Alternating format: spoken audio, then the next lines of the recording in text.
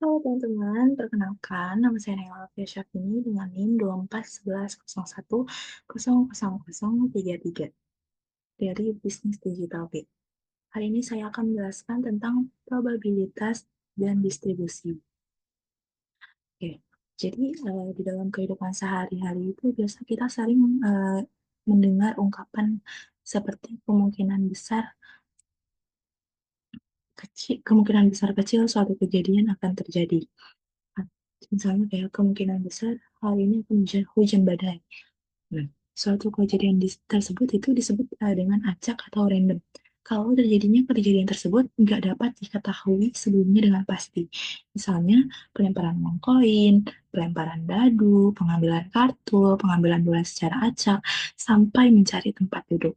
Jadi bisa kita simpulkan bahwa probabilitas itu adalah suatu nilai untuk mengukur tingkat kemungkinan terjadinya suatu kejadian acak.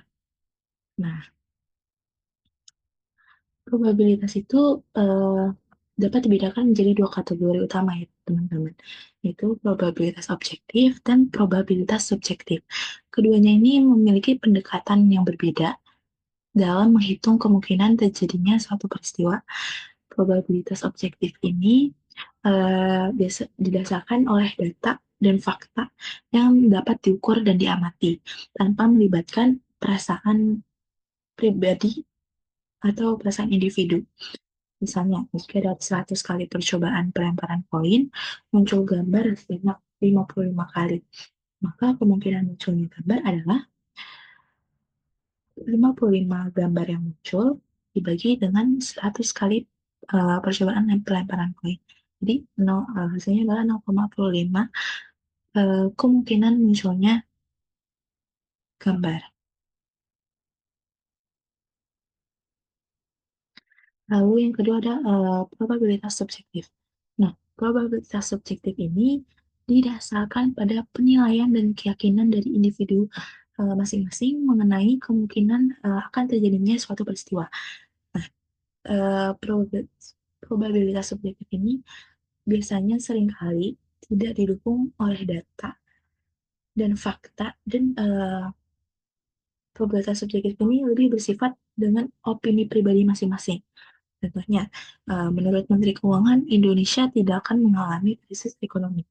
Padahal kita belum tahu ke depannya, dan kita belum ada data untuk mengetahui bahwa apakah ke depannya Indonesia bakalan mengalami krisis ekonomi ataupun bahkan mengalami kemajuan ekonomi. Nah, itu adalah contoh di mana pernyataan tersebut tidak didasarkan pada data statistik yang pasti, melainkan pada keyakinan pribadi. Karena sifatnya yang subjektif, itu gampang dipengaruhi oleh sifat individualistis. Maka probabilitas untuk kejadian yang sama akan berbeda kalau ada lebih dari satu orang yang menghitungnya. Lalu, teman-teman, rentangan probabilitas itu antara 0 sampai dengan 1. Jika kita mengatakan probabilitas adalah probabilitas sebuah peristiwa adalah 0, maka peristiwa tersebut tidak mungkin terjadi. Namun, jika kita mengatakan probabilitas sebuah peristiwa adalah 1, maka peristiwa itu pasti akan terjadi. Kita langsung masuk ke rumus cara menghitung probabilitas, di mana rumusnya itu adalah PA sama dengan X, PA sama dengan X per N, di mana PA itu adalah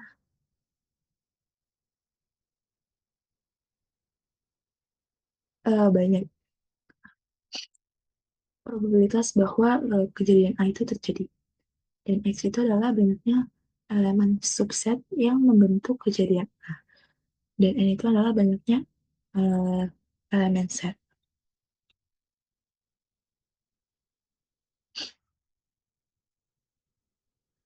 Oke, kita masuk ke contoh soalnya, yaitu suatu perusahaan memiliki 600 orang karyawan.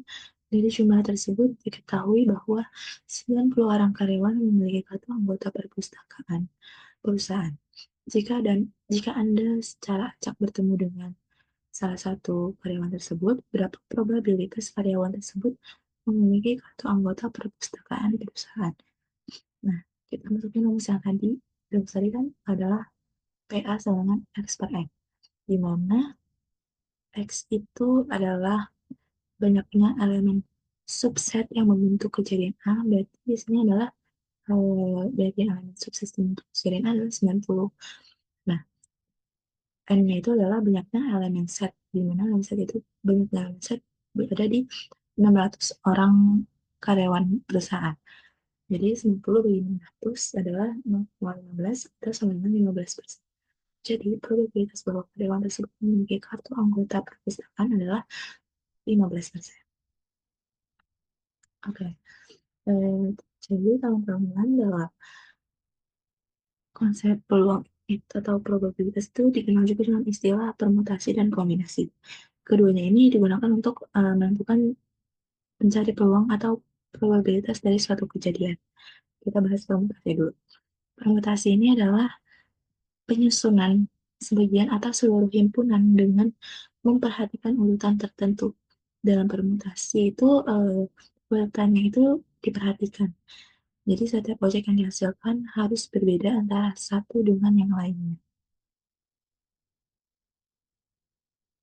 Berikut adalah rumus permutasi PNR sama N faktorial dibagi N kurang R faktorial.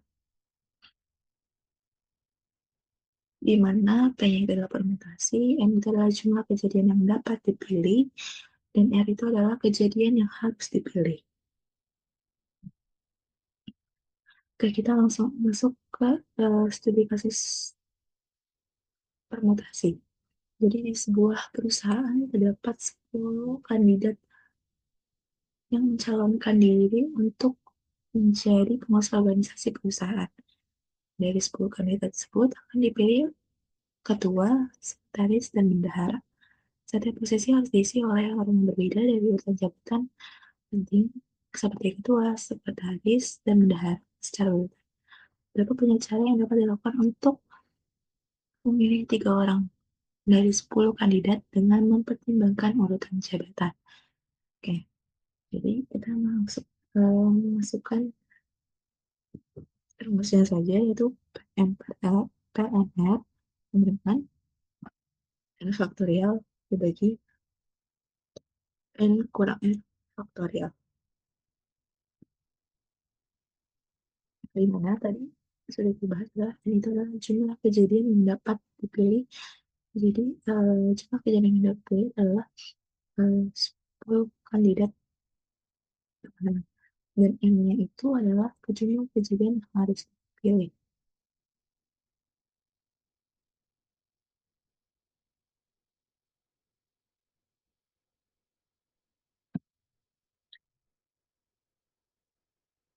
Artinya itu jumlah kejadian yang harus dipilih, di mana ada 3 orang yang harus dipilih dalam rumus ini. Jadi rumusnya adalah 10 faktorial dibagi 10 kurang 3 faktorial. 10 faktorial itu kan adalah 10 kali 9 kali 8 kali 7 faktorial dibagi dengan 10 kurang 3 itu adalah 7. Jadi 7 faktorial. Kenapa kita sampai 7 faktorial saja? Karena kalau misalkan itu bakalan panjangan teman-teman. Jadi kayak kita singkat. Karena juga di hasilnya di bawah ini adalah 7 faktorial. Jadi nanti ini bisa kita coret 7 faktorialnya atas sama bawah ini. Lalu kita menghitung 10 dikali 9 dikali 8, itu adalah hasilnya 720. Jadi ada 720 cara untuk memilih 3 orang dari 10 kandidat sebagai ketua, sekretaris, dan bendahara dengan mempertimbangkan urutan jabatan. Oke, jadi selanjutnya kita masuk ke kombinasi. Jadi kombinasi itu adalah proses pemilihan elemen dari himpunan di mana urutan pemilihan elemen itu tidak diperhatikan. Kalau tadi permutasi itu adalah memperhatikan urutan elemen, maka kalau kombinasi ini dia tidak terlalu memperhatikan urutan elemen. Berikut adalah rumus kombinasi. Ada N CR sama dengan N faktorial dibagi R faktorial dikali N kurang R faktorial. Di mana C itu adalah kombinasi, N itu adalah jumlah kejadian yang dapat dipilih, dan R adalah jumlah kejadian yang harus dipilih. Oke, kita langsung masuk saja ke, contoh studi kasus kombinasi, di mana sebuah sekolah ingin membentuk tim debat yang terdiri dari 3 siswa dari total 8 siswa yang mendaftar. Urutan pemilihan tidak penting karena semua anggota tim memiliki kedudukan yang sama. Berapa banyak cara sekolah dapat memilih 3 siswa dari 8 siswa yang mendaftar? Kita langsung masukkan saja rumus kombinasi dengan N CR dengan N faktorial dibagi R faktorial dikali N kurang R faktorial. Di mana N ini adalah tadi kan, jumlah kejadian yang dapat dipilih. Jumlah kejadian yang dapat dipilih itu berarti adalah 8 siswa yang mendaftar, dan R-nya itu adalah jumlah kejadian yang dipilih, di mana jumlah kejadian yang dipilih itu adalah, 3 siswa yang akan terpilih.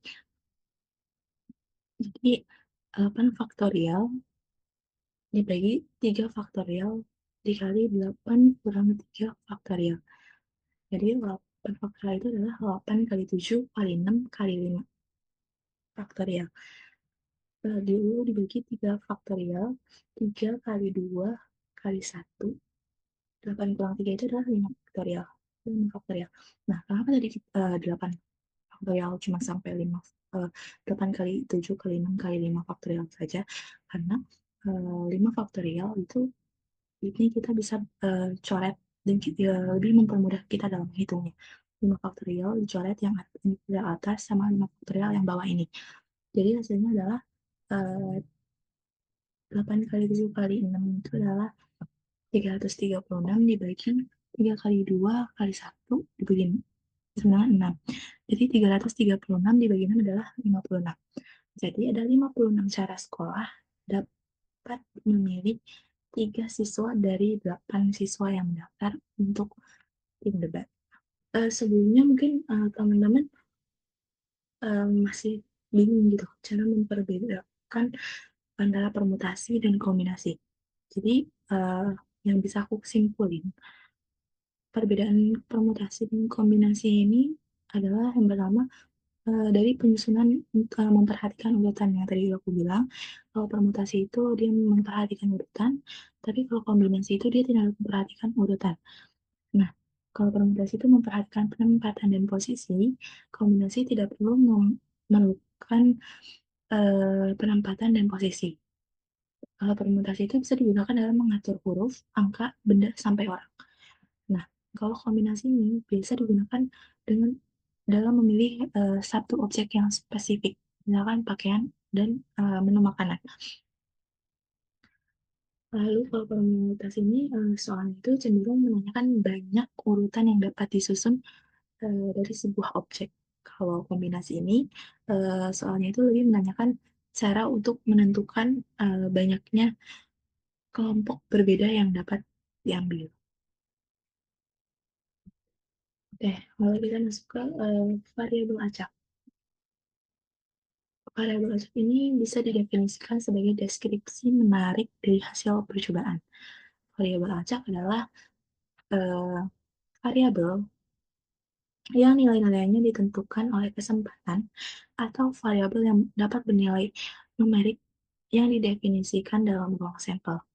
Variabel acak ini biasanya digunakan, menghubungkan nilai-nilai numeri dengan setiap kemungkinan hasil percobaan. Ada 2 variabel acak teman-teman, yaitu adalah, variabel acak distrik yang biasanya dia ini, berdasarkan hasil perhitungan, dan variabel acak kontinu yang biasa, dilakukan dengan hasil pengukuran. Nah, apa sih variabel acak distrik itu?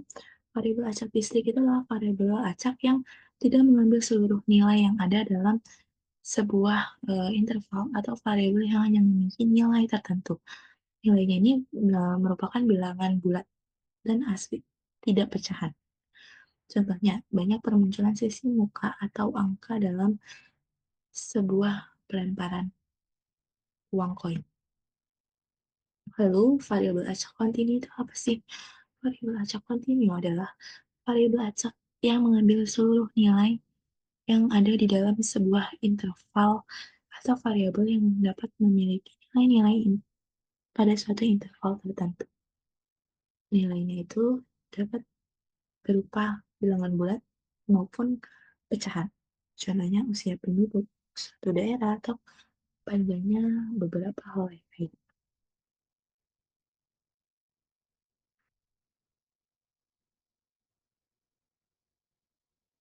Oke, jadi di sini ada distribusi probabilitas variabel acak distrik.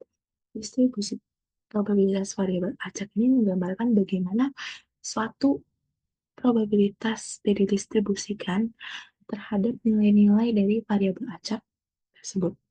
Nah, untuk variabel distrik X ini, distribusi probabilitas didefinisikan dengan fungsi probabilitas dan dinotasikan sebagai Px. Fungsi probabilitas menyatakan probabilitas untuk setiap nilai variabel acak X. Lalu ada juga nilai harapan dan varians dari variabel acak distrik ini, teman-teman. Nah, apa sih nilai harapan dan varians itu? Nah, rata-rata dari distribusi probabilitas itu adalah nilai harapan dari variabel acaknya. Nilai harapan variabel acak basic itu adalah rata-rata timbang terhadap seluruh kemungkinan hasil, di mana pertimbangannya itu adalah nilai probabilitas yang dihubungkan dengan setiap hasil. Nilai harapan itu diperoleh dengan menyatakan setiap kemungkinan hasil X dengan probabilitas Px dan kemudian menjumlahkan hasil perkalian tersebut.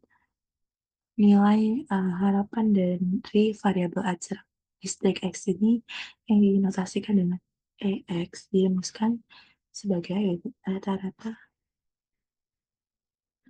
distribusi dengan EX sama sigma XI dikali PXI, di mana X ini adalah nilai ke-I dari variabel acak X dan PX ini adalah probabilitas terjadinya XI. Kita langsung masuk contoh saja, teman-teman. Contohnya itu adalah F ini adalah banyaknya pesanan kue dalam satuan yang masuk selama 1 minggu. Px itu adalah probabilitas terjadinya X sama dengan X. Sini ada tabel di mana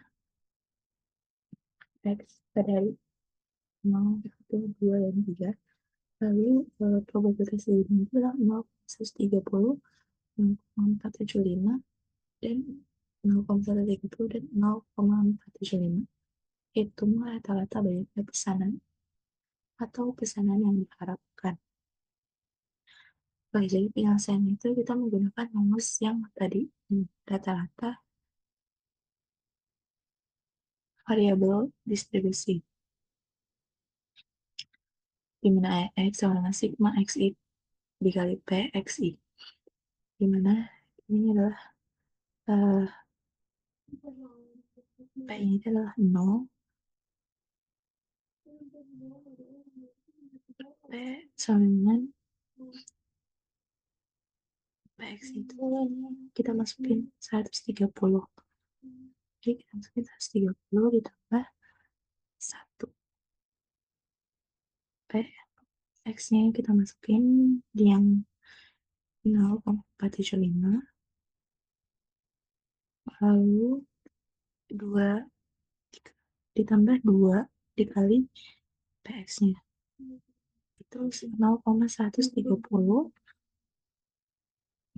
ditambah 3 dikali PX-nya itu di sini adalah 0,475.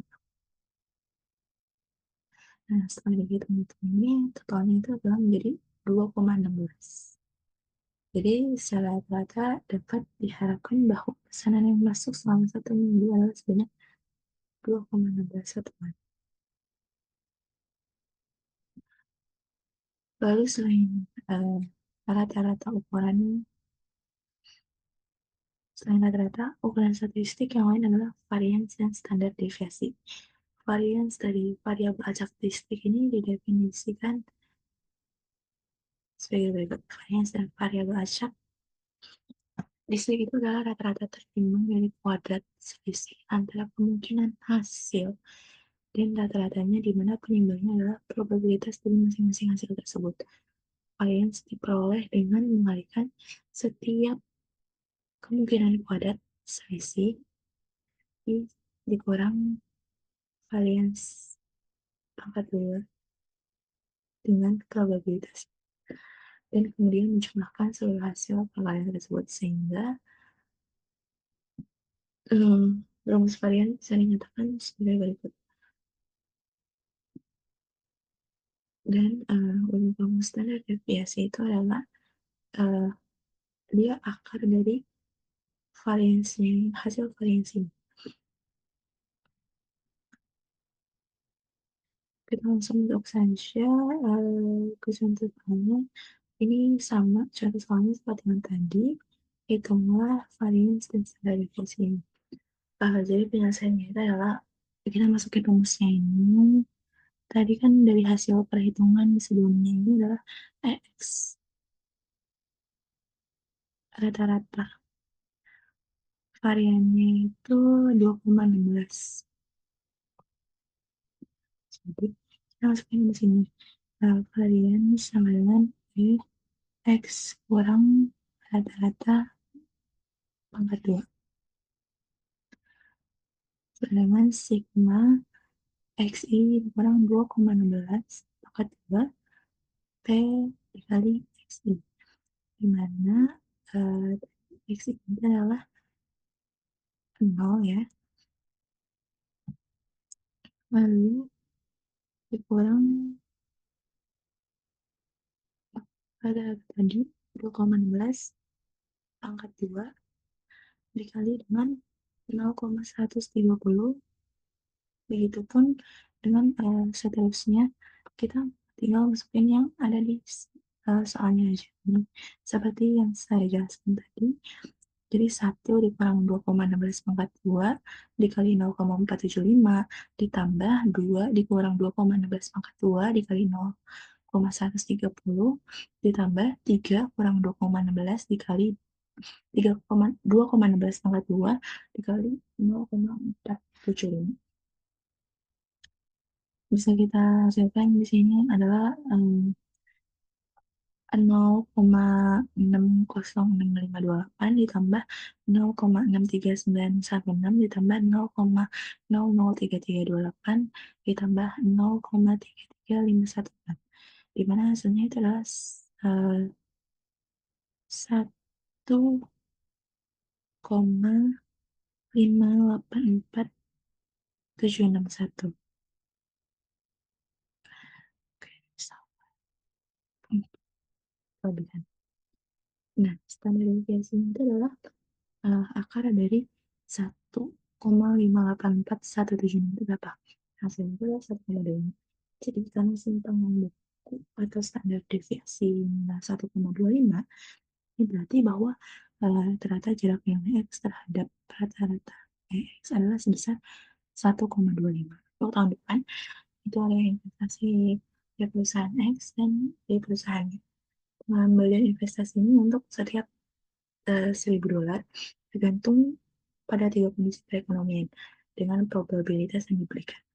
Dengan probabilitas yang diberikan 0,3 di kondisi ekonomi resesi, investasi X itu adalah minus 150, investasi Y itu minus 300, dengan probabilitas 0,4 di kondisi ekonomi stabil, investasi X-nya itu 200 dan investasi Y itu 100 dengan probabilitas 0,3 di ekonomi maju, investasi X 400 dan investasi Y 500. Hitung nilai harapan dari total pengembalian kedua investasi dan hitung varians dan standar deviasi dari total pengembalian kedua investasi. Oke, kita langsung hitung aja nilai harapan investasi X-nya ini. X sama dengan kita masukin probabilitas.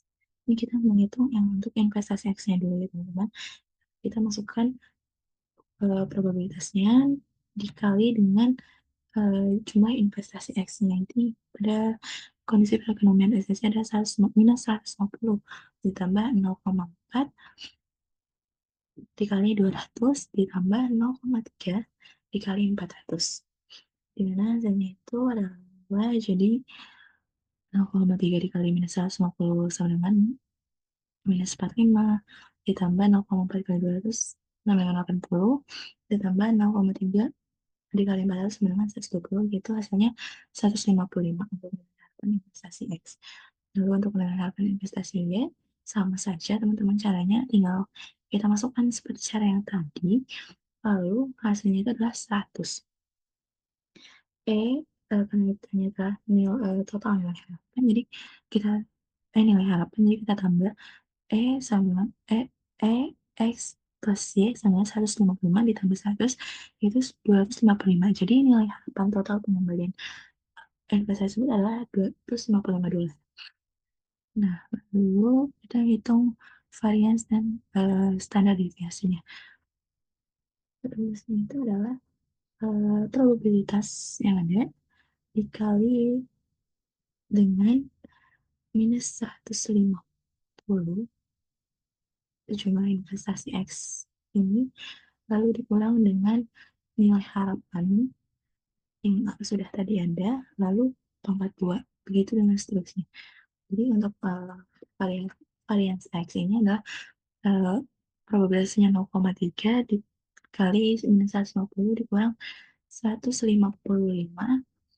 pangkat 2 ditambah 0,4 dikali 200 dikurang 155 pangkat 2 ditambah 0,3 dikali 400 dikurang 155 pangkat 2.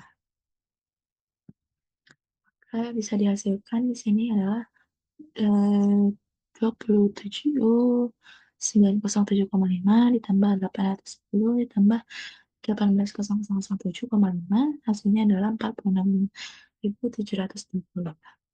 Untuk varian X itu sama saja teman-teman, dimana sekarang varian X itu jumlahnya adalah kita dapat 96.000. Nah, total varian itu kita jumlahkan varian X sama varian Y,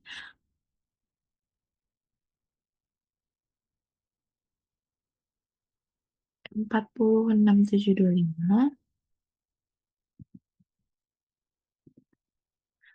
tambah